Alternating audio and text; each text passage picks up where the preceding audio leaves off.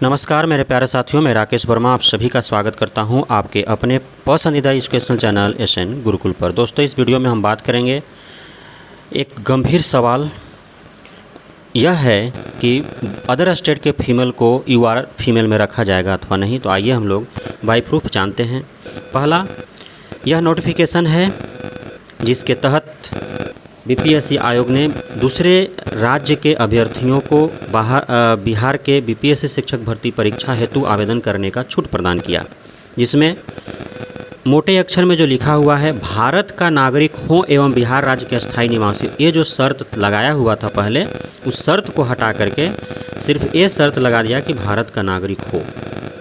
ठीक है, अर्थात जो बिहार का अस्थायी निवासी नहीं है वो भी बीपीएससी शिक्षक भर्ती में परीक्षा में सम्मिलित हो सकता है। तो अब ये हटा दिया गया कि आप बिहार का स्थायी निवासी हो, ऐसा कोई ज़रूरी नहीं है। लेकिन सिर्फ यह शर्त किस लिए हटाया गया? आवेदन के लिए। आप सिर्फ आवेदन करेंगे, लेकिन आप आवेदन करेंगे कहाँ?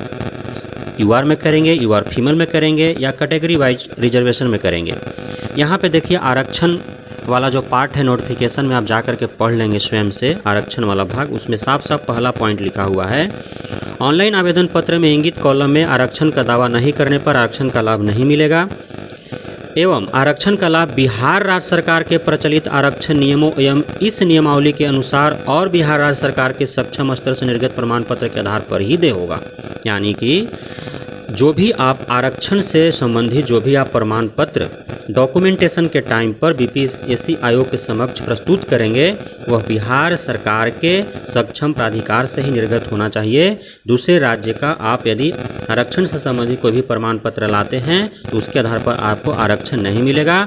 आरक्षण कोटि में कोड देखिए, अनारक्षित को भी रखा गया है, 01 जो कोड है यूआर को रखा गया है। तो वह किसके लिए है? यूआर फीमेल जो होंगे वो 01 सेलेक्ट करेंगे, क्योंकि यूआर फीमेल को 50% आरक्षण है। जो एससी होंगे 02, एसटी होंगे 03, ईबीसी 04, बीसी 05, उसके बाद आपका बीसीएल जो है वो 06, उसके बाद ईडब्ल्यूएस जो है वो 07। ईडब्ल्यूएस जो है आपका आर्थिक रूप से कमज़ोर वर्ग। तो इतने कैटेगरी को जो है वो रखा गया है आरक्षित में।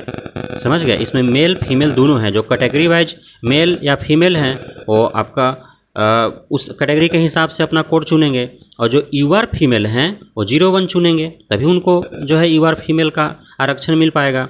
नहीं तो यूआर फीमेल का उनको आरक्षण नहीं लेना है तो कहाँ जाएंगे? अनारक्षित में कोई कोड नहीं चुनेंगे तो यूआर में चला जाएंगे। अब देखिए, यहाँ पे जब फॉर्म आप भर रहे थे उसमें 02 कॉलम में पहला नंबर तो क्या भारत के नागरिक है, तो सभी को यस ही करना था, क्योंकि भारत का नागरिक होना चाहिए तभी आप भर सकते थे। अब जो दूसरे स्टेट के जो अभ्यर्थी थे उनको यहाँ पे नो सेलेक्ट करना था। क्या आप बिहार राज्य का स्थायी निवासी हैं? तो नो सेलेक्ट करना था।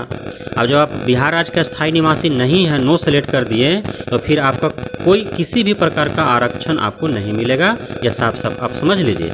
लिखा हुआ है अगला तीसरा पॉइंट, क्या आप किसी आरक्षित वर्ग से हैं? तब यहाँ पे हमने पहले आपको बताया कोड था। अब जो बिहार की जो महिला हैं उनको 01 कोड सेलेक्ट करना था, क्योंकि वो यूआर फीमेल में 50% उनको आरक्षण है।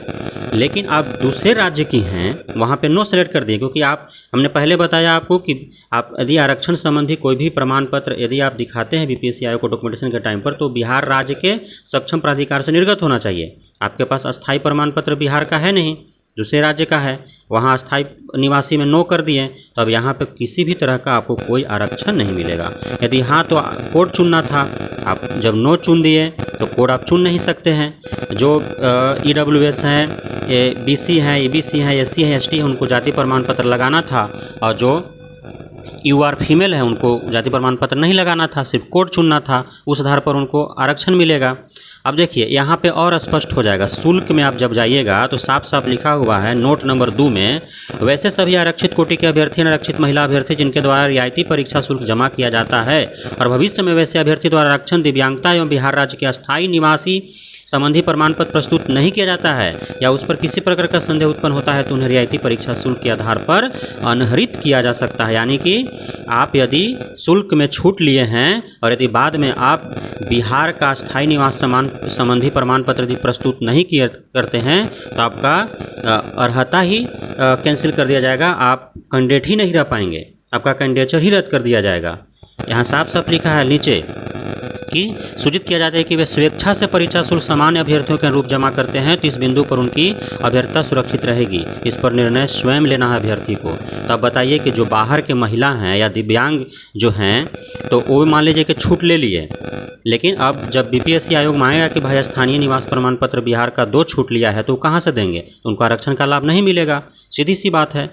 बहुत बहुत धन्यवाद। उम्मीद करते हैं सब समझ में आ गया होगा। शुक्रिया, जुड़े रहिए।